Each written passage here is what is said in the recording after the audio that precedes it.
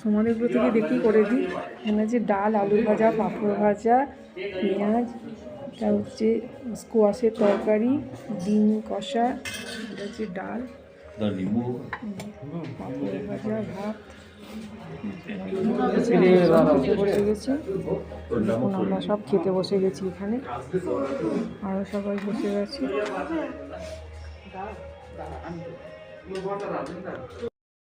আমরা এখন ডরমিটারিতে আছি।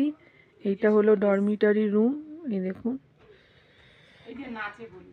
এই যে সব কাঠের ঘর।